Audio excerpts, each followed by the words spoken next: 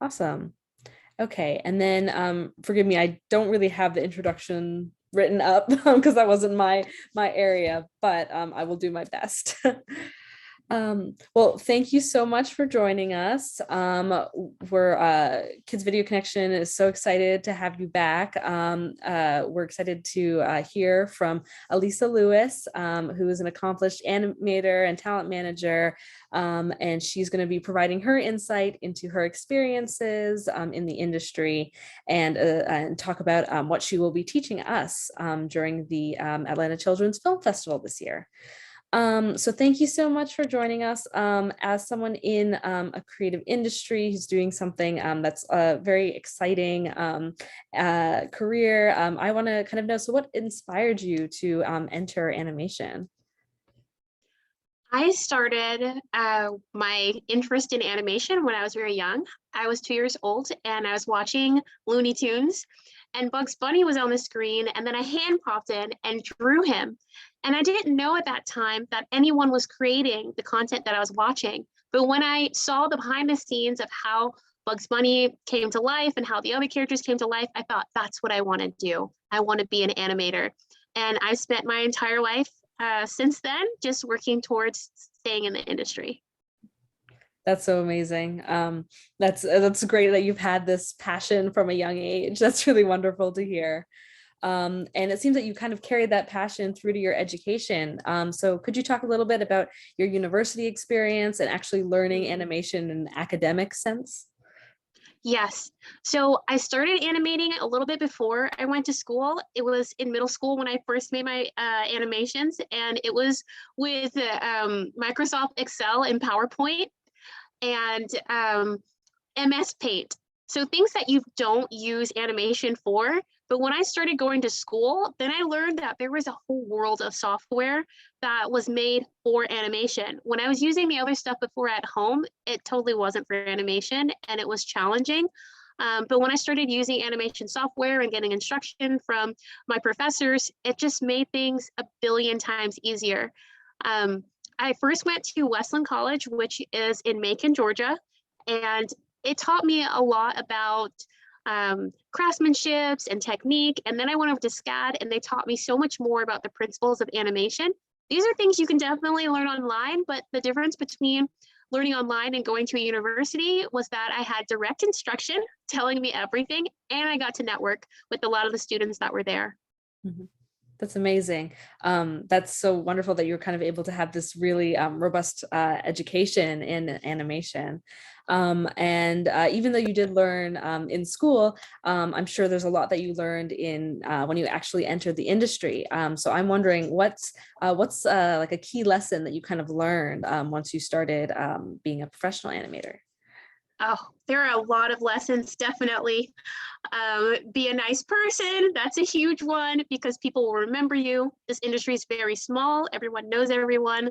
And to that point, it's really important that you know people that can help you in moving forward in your career. These don't have to be like a list of a million people, but if you have a few good friends or a few good people that you are close with that can vouch for the quality of your work, it'll help you in the future getting jobs and finding new projects. Hmm. That's really useful to know because it does seem like the industry is very collaborative. Everybody's kind of connected. So that's great. That's great to hear and get that insight. And I'm also kind of wondering, so you've done a variety of work with from TV shows to films, and it seems like you've had some amazing experiences. I was wondering, what's the most rewarding part of working in this industry so far? Mm. The best part of working in the industry is actually for me been on the outside of production. So on the staff side, as an animator, it was really fun making people laugh and getting to try new things with acting and with physics with my characters. But as I started working more on the employment side, I found it rewarding to see other people smile and really move forward in their career. So helping people get money and sustain themselves as artists has been fantastic. That's amazing. Yeah, so you've done all this incredible work. You've founded My Animation Life, which kind of connects talent with clients. And I was wondering if you could kind of speak to this a little bit. What drew you to the talent side of the industry, and how has your experiences there kind of cultivated your own sense of animation and what it's like to be in a creative industry? The first thing that led me to wanting to even explore a career outside of making the art was my health, because I would sit in a chair anywhere from 8 to 16 hours a day and just draw away, make lots of art, and that eventually took a real toll on my body. Um, I got to the point where I had to decide how I was going to make money going forward, because I didn't think that I could sit in that chair forever. And so I decided to try to make money with talking and with giving advice. I started out doing consulting work and doing resource work, giving people um, the things they needed to really advance their careers. And now I work at Netflix as a recruiter for art and story on the animation feature film side. So I help artists get jobs on feature films, and I help hiring managers and people who are making movies really understand how they can find quality talent. That's amazing. So you've kind of previously been based in Atlanta and working with like smaller industries, so or companies. What has it been like kind of making the switch to Netflix? It has been a change, because when I'm working with smaller teams, I mean, we have lots of passion, we're doing the best we can. And working on a larger team, it's the same exact thing, except you have more money and resources.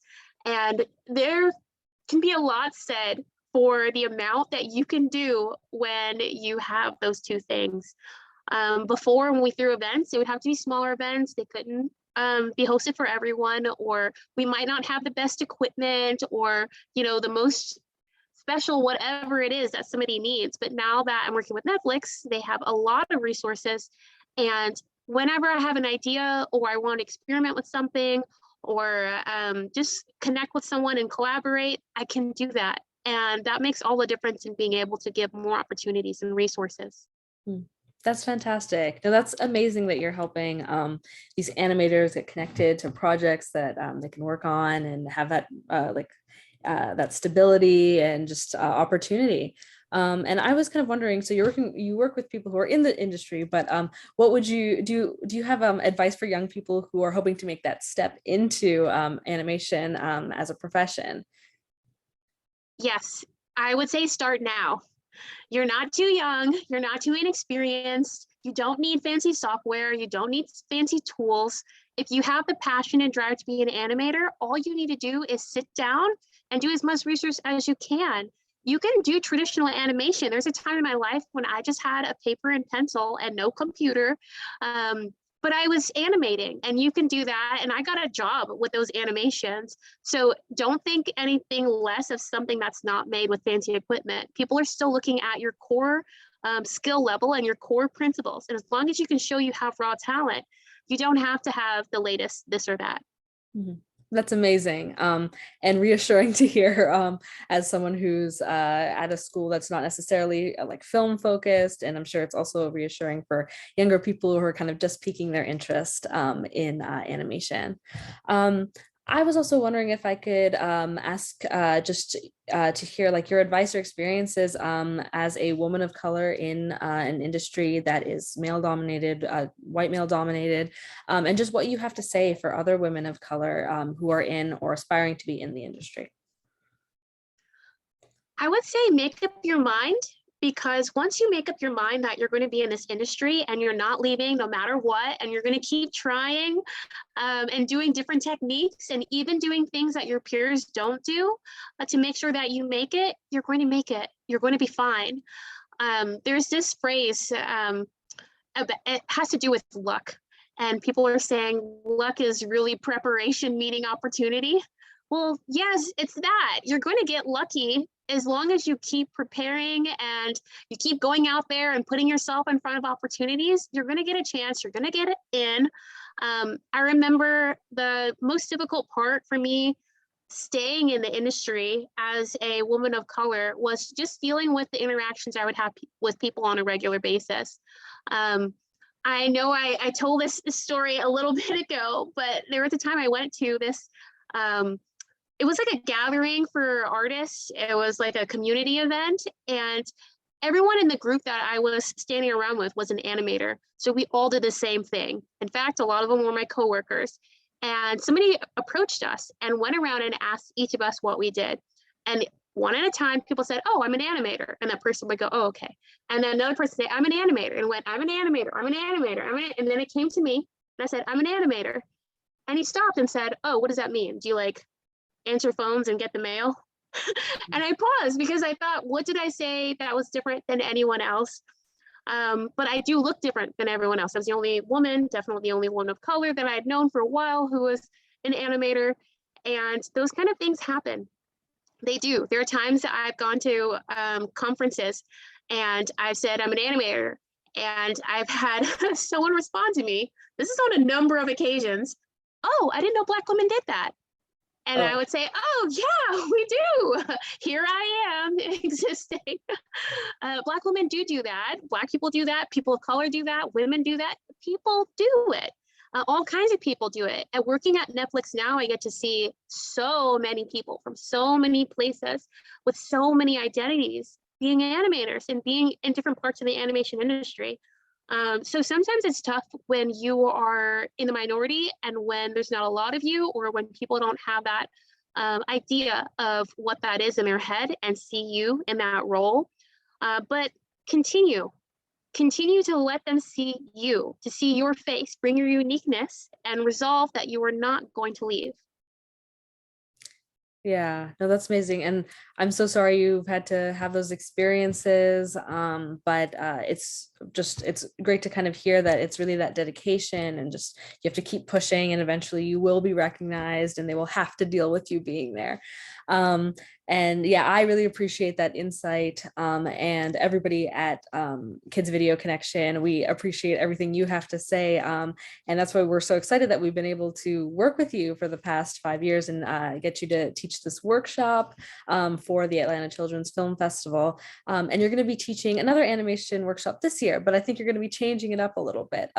So do you mind kind of talking about what you're gonna teach? Yes. So normally when we do these animation workshops, we just come up with any kind of character. We all get together, make a story, and then we animate it together. This year, you're going to recreate your favorite animation. It doesn't matter if it's a movie or a TV show or an anime or anything like that, or maybe even your made up animation that you've had or always wanted to do. What you're going to do is go back to your computer or your phone, look at that character, try to figure out a simple way of drawing it, something you can do really fast, because this is a fast exercise. Come up with that character, and then we're going to bring it into the workshop, and you're going to make your own animation with your favorite characters. That sounds so amazing. That sounds like a lot of fun. And I think that everybody will be really excited to come to this workshop. So for the audience out there, the Atlanta Children's Film Festival for 2022 it's starting soon on July 7th. So you can find tickets for Miss Alyssa's workshop and for others at our links at our YouTube, our Facebook, our Instagram, our TikTok, or you could find us by looking up Kids Video Connection. So thank you so much for your time. We really appreciate you coming in and talking to us about your experiences and kind of giving us this lesson. I was wondering if you wanted to end with kind of any final statements, any final takeaways you would like the audience to remember. I would say that it's really important to plan. So if you can plan what you're going to do in your career or think about what you want and get really clear about it, you're going to go a lot further than someone who doesn't plan or is not fully sure. There's a phrase, I love phrases. It's either, what is it? Those who fail to plan to fail. Yes. So please hold on to that piece of advice. The more you plan, the more likely you're going to be successful. That's some really great advice. So thank you so much again. This has been really, really wonderful to hear from you, and I'm sure the audience is also feeling the same. That oh, this is amazing to hear your experiences, and we're very excited for your workshop. Thank you so much. All right. Thank you for having me. Great.